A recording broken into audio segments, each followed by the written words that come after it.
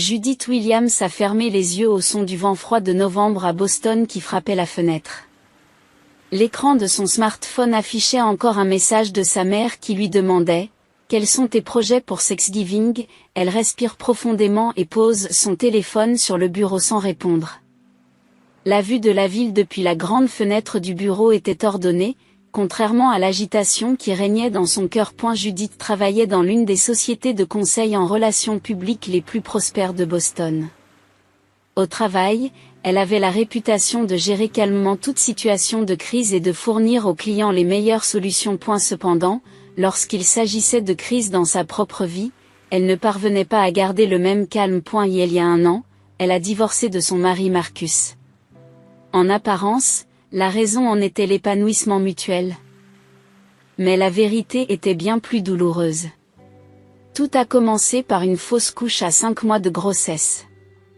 Elle avait désiré cet enfant de tout son cœur. Elle avait préparé une chambre, pensé à des prénoms et fait des projets pour l'avenir.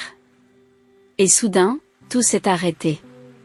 Face au chagrin de Judith, Marcus s'est montré étonnamment insensible. Ces mots, « Nous pouvons essayer à nouveau », ont laissé une profonde blessure dans le cœur de Judith. Plutôt que de partager son chagrin, Marcus s'est plongé dans le travail, peu à peu, un fossé s'est creusé entre eux. Le conseil s'est avéré inefficace et ils ont finalement opté pour le divorce. Êtes-vous prête pour la réunion ? La voix de son assistante la ramène à la réalité. Oui, bien sûr. Tous les documents sont prêts, répondit Judith, retrouvant son attitude professionnelle. Lorsque le travail se termine et qu'elle regagne son appartement, le silence l'envahit. Sur les murs sont accrochées des photos représentant des moments heureux. Des photos de sa lune de miel avec Marcus, des photos de vacances avec ses parents, et un espace vide où se trouvaient des photos de l'enfant qui aurait dû être et qui n'est plus. Le téléphone sonne, c'est son père Robert qui appelle.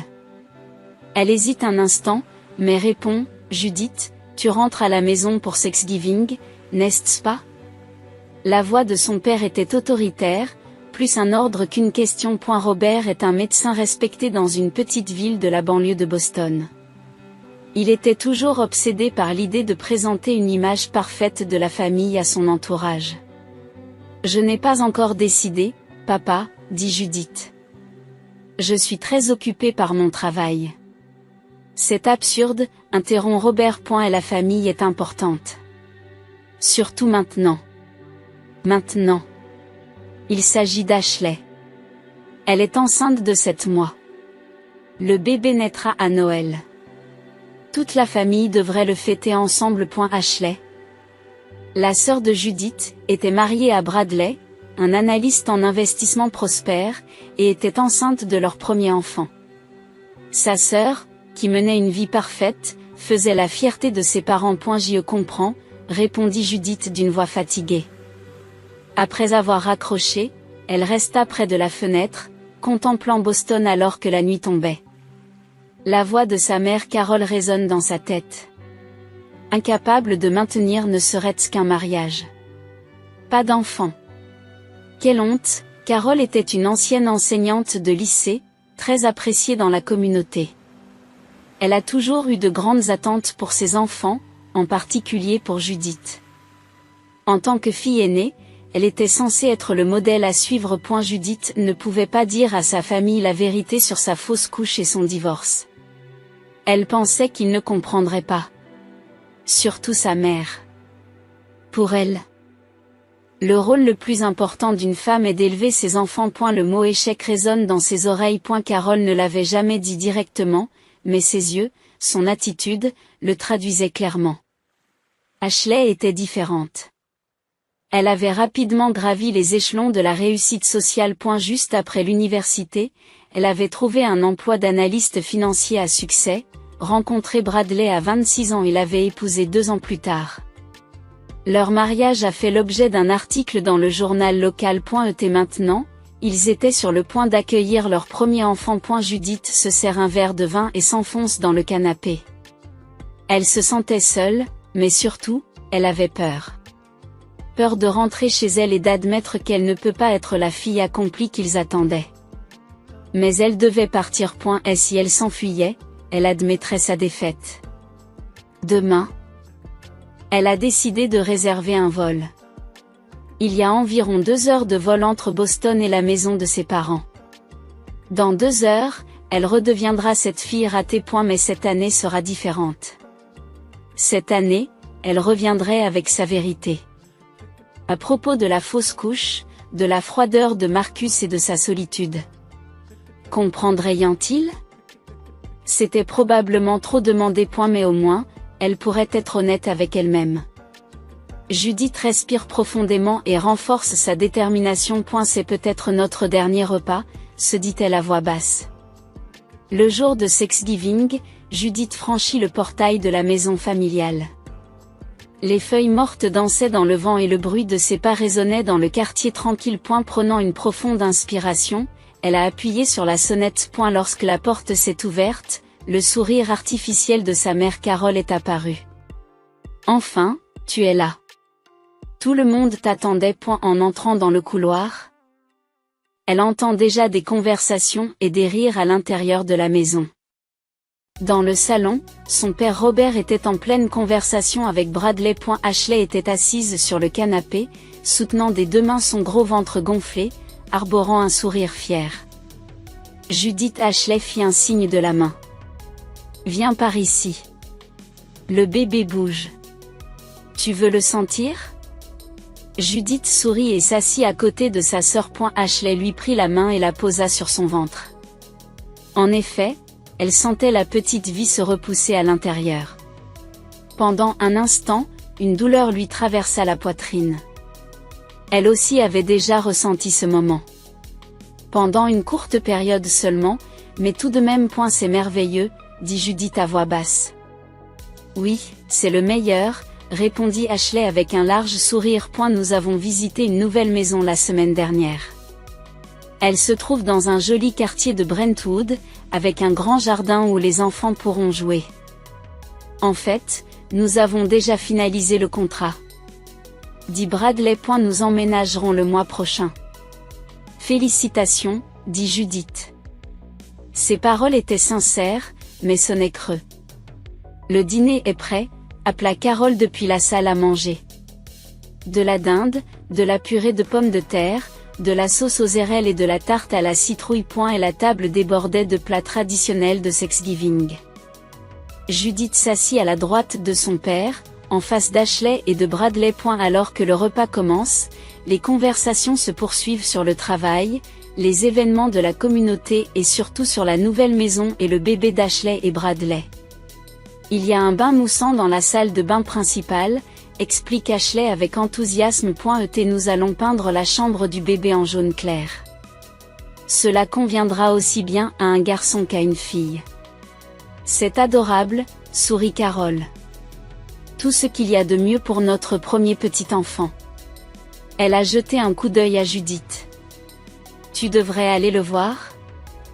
Judith. Cela pourrait nous servir de référence un jour. À ces mots, un moment de silence s'installa autour de la table. Comment va le travail, Judith ? Robert tente de changer de sujet.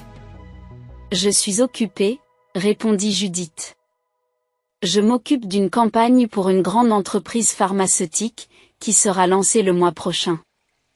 Oh, ça a l'air intéressant, dit Ashley, mais ses yeux ne montraient aucun intérêt. Bradley vient lui aussi de se voir confier un gros projet. La conversation revint sur sa sœur et son beau-frère. Judith prit son verre de vin et en but une gorgée. Alors, Judith, Robert interrompit soudain la conversation. Vous avez des projets de mariage ? La salle à manger devient silencieuse.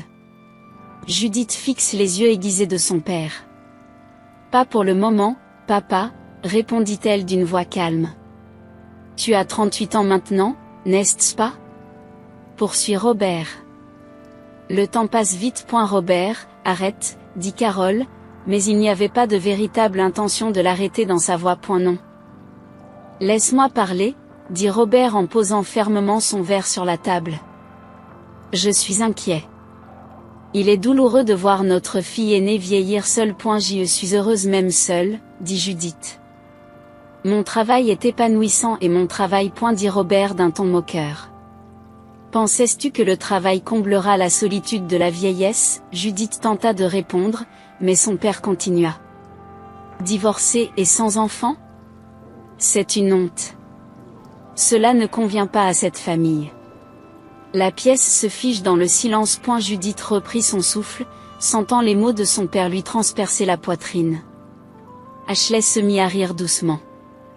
Elle se frotta doucement le ventre et sourit.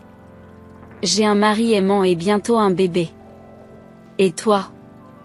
Juste un échec pathétique. Carole, en entendant cela, s'esclaffa.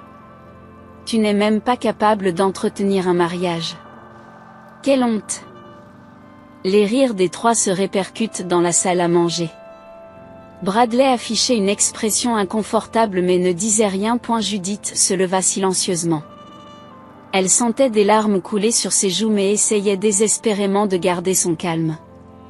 Tu ne sais pas que c'est notre dernier repas, dit-elle à voix basse. Que est-ce que tu as dit, dit Carole, toujours en riant. C'est tellement dramatique. Judith ne répondit pas, posa sa serviette sur la table et quitta la pièce. Alors qu'elle montait à l'étage, on entendit ses pas se diriger vers ce qui était autrefois sa chambre. De nouveau émotive, Carole soupire. Elle est toujours comme ça. Laissons cela tranquille, dit Robert. Elle reviendra quand elle se sera calmée. Ashley haussa les épaules et revint sur le sujet de sa nouvelle maison. Ils considérèrent les paroles de Judith comme une simple réaction émotionnelle et les oublièrent rapidement. Judith regardait par la fenêtre de l'étage. Dans l'arrière-cour, la balançoire où elle jouait enfant était toujours là. Et la cabane que son père avait construite pour elle. Cette maison, autrefois remplie de souvenirs heureux, s'était transformée en un lieu de douleur. Elle sort son smartphone et ouvre l'application des compagnies aériennes. Il y avait peut-être encore un vol qui partait ce soir. Elle n'en pouvait plus. Le lendemain, Judith retourne à Boston par le premier vol. L'air froid du matin frappa ses joues, comme pour la ramener à la réalité. Dès son arrivée à l'appartement, elle ignore les appels de ses parents et se plonge dans le travail. S'occuper est le meilleur moyen de guérir un cœur blessé. 3 semaines plus tard, à la mi-décembre, le téléphone du bureau de Judith sonne. Judith Williams à l'appareil, elle répond d'une voix professionnelle. Judith, cela fait longtemps. Dès qu'elle a entendu cette voix, son cœur a fait un bond. Marcus. C'était la voix de son ex-mari. Marcus, s'exclame-t-elle. Marcus, s'étonne-t-elle. Je veux parler, dit-il d'une voix sérieuse. Pouvons-nous nous rencontrer? Judith hésite un instant. Et la dernière conversation qu'elle avait eue avec lui remontait à la fin de leur divorce. Elle avait été froide, professionnelle. Pourquoi maintenant? Demanda-t-elle. Je vais vous expliquer. Mais pas au téléphone, je veux parler en personne, dit Marcus. As-tu le temps ce soir? Oui, fut-elle surprise par sa propre réponse. Ils conviennent de se retrouver dans un petit restaurant du Seaport District de Boston. Lorsque Judith est arrivée, Marcus était déjà attablé. Il se leva et lui tendit maladroitement la main. Merci d'être venu, dit-il. Judith le dévisage. Marcus, qui a maintenant 40 ans, a l'air un peu fatigué, mais toujours aussi beau. Ses yeux marron foncé étaient les mêmes que ceux dont elle était tombée amoureuse. De quoi veux-tu parler? Demanda-t-elle en s'asseyant, essayant d'éviter les détours. Marcus respire profondément. D'abord, je veux m'excuser. Je suis vraiment désolée. Judith le regarde fixement, sans rien dire. À l'époque, quand tu avais le plus besoin de moi, je n'étais pas là pour toi, continua-t-il. Je n'ai pas pu faire face à ta douleur. Je ne pouvais pas pardonner ma propre faiblesse. Faiblesse, demanda Judith d'un air incrédule. Oui, acquiesce Marcus. J'avais peur. Peur d'affronter la douleur de la perte de notre enfant. Alors je me suis réfugiée dans le travail. Mais cela t'a laissé seule. Les larmes montent aux yeux de Judith. Tu m'as dit qu'on pouvait réessayer. Comme si notre enfant n'était rien. Je suis vraiment désolé, dit Marcus d'une voix tremblante. Je n'ai pas d'excuses. Je comprends juste maintenant. À l'époque, je n'arrivais pas à gérer mes propres émotions. Ils continuèrent à manger en silence. Alors, demanda finalement Judith, pourquoi m'as-tu contacté maintenant? Marcus a levé les yeux au ciel. Ma société a l'intention de s'étendre sur la côte est. Nous ouvrons un nouveau bureau à Boston. Et j'ai besoin de tes compétences en relations publiques. Judith fronce les sourcils. Une affaire commerciale, non, pas seulement, dit rapidement Marcus. C'est aussi une excuse pour te revoir. J'ai pensé à vous. Elle reste sans voix. Pendant 1 an, elle lui en avait voulu, elle avait essayé de l'oublier. Mais maintenant, en voyant la sincérité dans ses yeux, son cœur vacille. J'ai besoin de temps, dit-elle enfin. Bien sûr, sourit Marcus avec douceur. Prends tout le temps qu'il te faut. Je serai là. Le jeudi de la même semaine, en rentrant du travail, Judith trouva un message urgent de sa mère. Ashley a été emmenée à l'hôpital. Le travail avait commencé plus tôt que prévu et il y avait des complications. Judith réagit immédiatement. Elle a pris le premier vol le lendemain matin pour se rendre à l'hôpital, où Ashley a été admise. Lorsqu'elle arrive à l'hôpital, Bradley, l'air épuisé, attend à la réception. Qu'est-ce qui s'est passé? Comment va Ashley? Le bébé, demande Judith. Le bébé, dit Bradley d'une voix tremblante. Il est à l'unité de soins intensifs néonatal. Il est prématuré et ses poumons ne sont pas assez développés. Mais les médecins disent qu'il devrait se rétablir. C'est bien, dit Judith en poussant un soupir de soulagement. Et Ashley, l'expression de Bradley s'assombrit. Elle a eu une grave hémorragie. Elle a été opérée d'urgence. Il s'étouffa sur ces mots. Elle ne peut plus avoir d'enfant. Judith reprit son souffle. Sa sœur, toujours parfaite. Dans une telle situation. Je peux la voir maintenant? Bradley acquiesce. Chambre 315. Elle dort en ce moment. Judith se dirige vers la chambre d'hôpital d'Ashley. Sa sœur, autrefois pleine de vie, était maintenant allongée dans un lit d'hôpital, le visage pâle. À côté d'elle, leurs parents sont assis. Inquiet. Judith, dit Carole d'une voix surprise. Tu es venue. Bien sûr, répond Judith à voix basse. Nous sommes de la même famille. Les jours suivants, Judith est restée à l'hôpital, veillant au rétablissement d'Ashley. Le bébé, le petit Elliot, reprenait peu à peu des forces. Cependant, l'état mental d'Ashley se détériore. Elle était anéantie par le fait qu'elle ne pourrait jamais avoir d'autres enfants. Pendant son séjour à l'hôpital, Judith a remarqué que Bradley passait souvent des coups de téléphone à voix basse dans le couloir. Il semblait toujours tendu et anxieux. Un soir, elle a entendu par inadvertance une partie de sa conversation. J'ai besoin de plus de temps. Je paierai, je le promets. À la fin de la semaine, Judith se préparait à retourner à Boston. Ashley devait sortir de l'hôpital le lendemain. Alors qu'elle faisait ses bagages dans sa chambre d'hôtel, Bradley est venu lui rendre visite. Pouvons-nous parler un moment?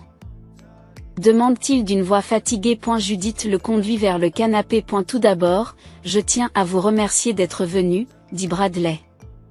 Cela a été d'une grande aide pour Ashley.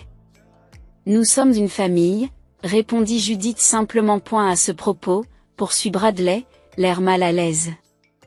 Nous avons des problèmes. Vous l'avez peut-être remarqué. Judith acquiesce en silence. Nous sommes dans une situation financière difficile, a-t-il admis. J'ai fait de mauvais investissements et je suis très endetté. La nouvelle maison, nous ne pouvions pas vraiment nous la permettre. Mais Ashley la voulait, et les parents l'attendaient. Tes parents ne sont pas au courant, demande Judith, surprise. Non, Bradley secoue la tête. Ils pensent que nous avons réussi. Surtout par rapport à toi, ajouta-t-il en s'excusant. Judith se sentit blessée mais aussi empathique. Que est-ce que je peux faire? Rien pour l'instant, dit Bradley. Soutenez Ashley. Elle est très vulnérable en ce moment. Lorsqu'elle est rentrée à Boston, un message de Marcus l'attendait. Il voulait savoir ce qu'elle pensait. Après mûre réflexion, Judith accepte de le rencontrer. Lors de leur deuxième dîner, ils sont plus détendus. Marcus a parlé de ses projets d'entreprise et Judith a fait part de ses récents succès. Ils ont consciemment évité les douleurs du passé, explorant la possibilité d'une nouvelle relation. À la fin de la soirée, Marcus a déclaré « J'ai changé, Judith. Si tu me donnes une chance, je veux te le prouver. » Judith le regarde. Un pas après l'autre, sourit-il. C'est suffisant. Ce soir-là, Judith regarde le ciel étoilé depuis la fenêtre de son appartement et réfléchit. Sa vie prenait des directions inattendues. Les retrouvailles avec Marcus, Ashley et la situation difficile de Bradley. Et les changements dans son propre cœur. Son téléphone a sonné avec un message de son père. Il est poursuivi pour faute médicale. J'ai besoin d'aide. Judith soupire. Sa prophétie devenait réalité. C'était peut-être leur dernier repas. Leur dernier moment en tant que famille. Et maintenant, tout commence à s'effondrer. À l'aube de la nouvelle année, Boston est enveloppé d'un froid hivernal intense. Judith boit une gorgée de café en regardant le paysage enneigé derrière sa fenêtre.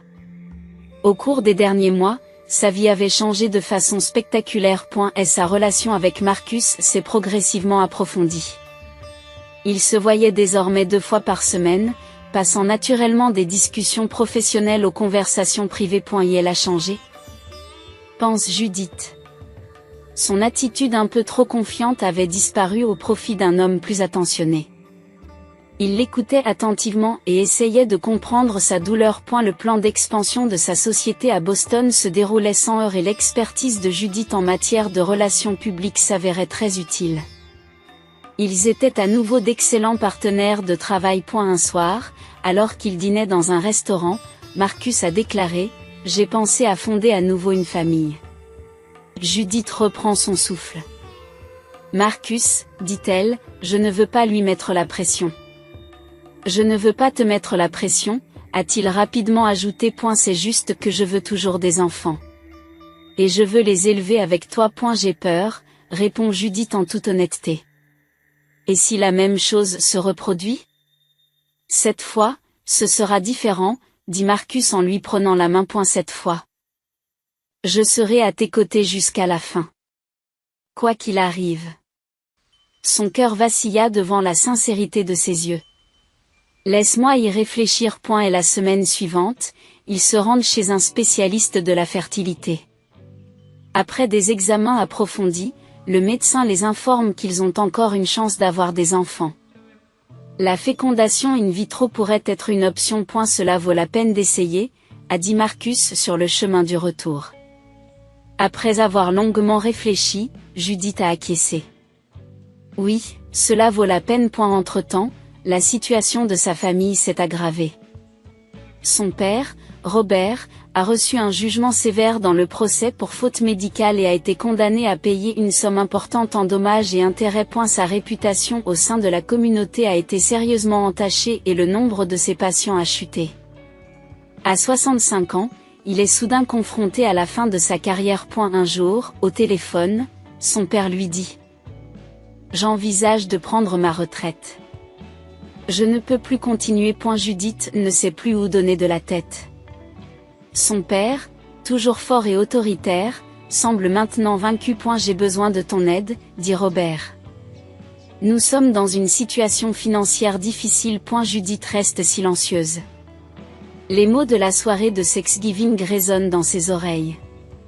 Divorcée et sans enfant? Une honte. Je vais y réfléchir, finit-elle par répondre. Et la situation d'Ashley et de Bradley ne s'améliorait pas non plus. Le petit Elliot avait retrouvé la santé, mais Ashley avait sombré dans la dépression. Elle n'arrivait pas à accepter le fait qu'elle n'aurait jamais d'autres enfants. Et la situation financière de Bradley s'est encore détériorée et ils ont été contraints de vendre leur nouvelle maison. Nous allons vivre chez nos parents, dit Ashley un jour, en pleurant au téléphone. L'entreprise de Bradley a fait faillite. Il est au chômage maintenant. Le cœur de Judith se serre. Est-ce que je peux faire quelque chose pour vous aider? Non, ça va, dit Ashley, mais sa voix est emplie de désespoir. À l'approche du printemps, une lueur d'espoir est apparue dans la vie de Judith et Marcus. Leur première tentative de fécondation in vitro a été couronnée de succès et Judith est enceinte de 10 semaines.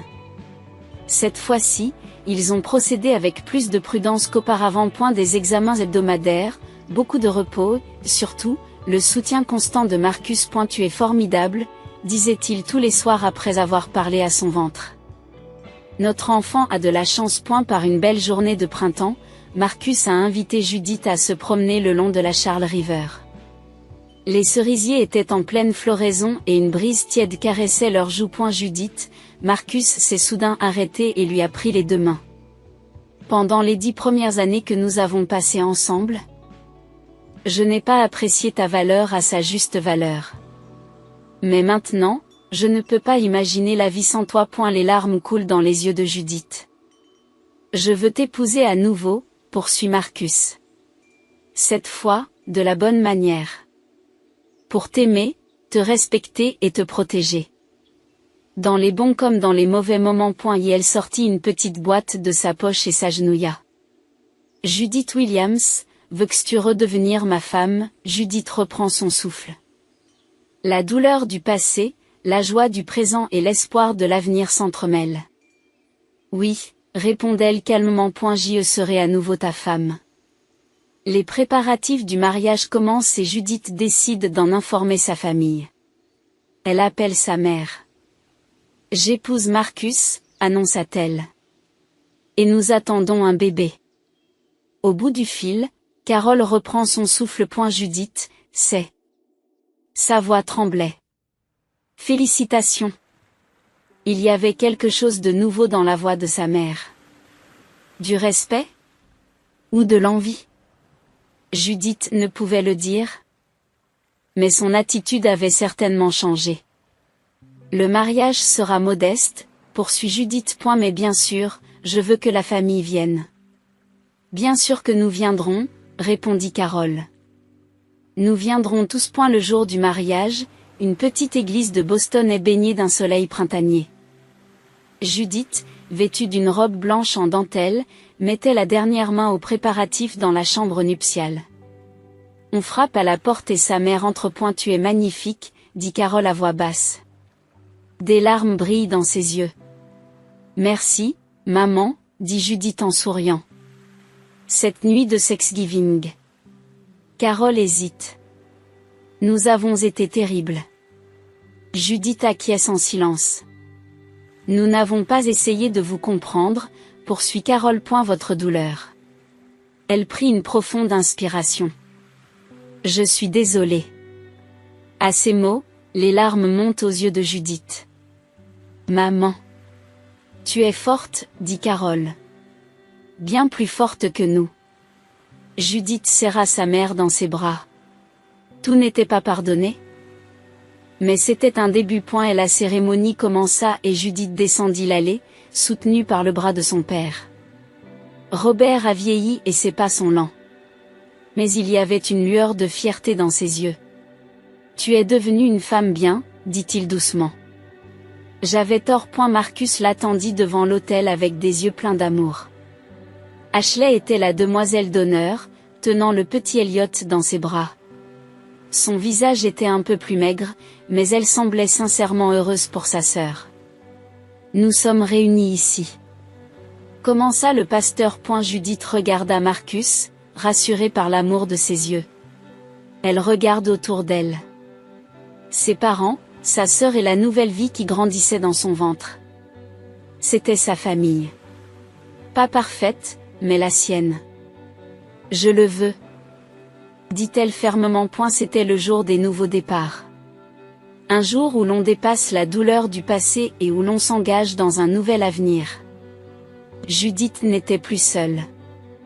Elle avait un mari aimant et un enfant en route. Témoin de sa réussite et de son bonheur, sa famille commençait elle aussi à changer. 2 ans plus tard, par une douce journée d'hiver, les rayons du soleil traversaient les fenêtres d'une grande maison de la banlieue de Boston. Dans le salon, Emma, 2 ans, empilait des blocs avec ses petites mains. À côté d'elle, Jacob, 6 mois, se détendait sur une couverture. « Maman, regarde. » Emma montre fièrement la tour qu'elle a construite. « C'est merveilleux, Emma, » répondit Judith avec un sourire chaleureux. Sur ses genoux reposait le dernier rapport de marketing. Après avoir épousé Marcus, sa vie avait radicalement changé. Ils avaient créé ensemble une société de conseil en relations publiques, qui était rapidement devenue l'une des entreprises les plus réputées de la côte. Judith avait continué à travailler après son accouchement, réussissant à concilier vie privée et vie professionnelle, et à réussir dans les 2 domaines. On a sonné à la porte et Marcus est sorti de son bureau. « On dirait que tes parents et ta sœur sont là, » dit-il. Judith respire profondément. Même si les relations avec sa famille s'étaient améliorées, les blessures du passé n'étaient pas complètement cicatrisées. Mais elle était maintenant en position de force. « Bonjour à tous, » dit-elle avec un sourire en ouvrant la porte. Carol et Robert ont l'air nettement plus âgés qu'avant. Robert s'aidait d'une canne et sa posture autrefois digne avait disparu. Ashley tenait la main d'Elliot, 4 ans. Son expression ne montrait plus l'arrogance d'autrefois, mais des traits marqués par les difficultés de la vie. « Ma sœur » salua Ashley d'une petite voix. « Merci de nous accueillir. » Alors qu'elle les guidait vers le salon, les enfants se mirent immédiatement à jouer. Elliot apprenait gentiment à Emma à jouer avec des cubes, et une amitié d'enfance pure était en train de naître entre eux. « Comment va le travail, papa ?» demande Judith. Robert baisse le regard. « Je suis heureux d'être employé dans l'entreprise de Marcus. Le salaire est modeste, mais... » Judith comprend ce qu'il dit. Son père, qui avait été un médecin réputé, effectuait à présent des travaux de bureau dans l'entreprise de Marcus. Il était trop jeune pour prendre sa retraite, mais il avait perdu sa réputation de médecin. Comment va Bradley ? demande Judith à sa sœur. Il a trouvé un nouvel emploi, dit Ashley. Mais le salaire est beaucoup moins élevé qu'avant. Nous vivons toujours chez nos parents. Judith acquiesce. Et la situation financière d'Ashley et de son mari restait difficile. Et il ne pouvait pas vivre uniquement de la pension de ses parents. Un cadeau de Noël, Judith tend une petite enveloppe à sa mère. Une invitation à une journée portes ouvertes. Il s'agit d'une nouvelle communauté pour personnes âgées que nous avons construite. Il y a un endroit parfait pour toi. Carol ouvre l'enveloppe d'un air surpris. C'est. Nous allons vous aider, dit Judith à voix basse. Les familles se soutiennent mutuellement, n'est-ce pas? À ces mots, des larmes coulèrent dans les yeux de la famille qu'il avait autrefois méprisée. Il y a une condition, poursuit Judith. Montrer de l'amour et du respect à mes enfants, et à Elliot aussi. Ils méritent un amour inconditionnel. Bien sûr, dit Carol d'une voix tremblante. Je le promets. Ce soir-là, alors que la famille se réunissait autour de la table du dîner de Noël, Judith tint la main de Marcus. Contrairement à la soirée de Thanksgiving, la table de ce soir était remplie d'un amour et d'une compréhension authentique. Ce n'est pas parfait, mais c'est un premier pas vers la guérison. Portons un toast, dit Judith en levant son verre. À la famille. Et au nouveau départ. À la famille, dit-on en écho. À l'extérieur de la fenêtre, de petits flocons de neige ont commencé à tomber doucement. Judith sourit.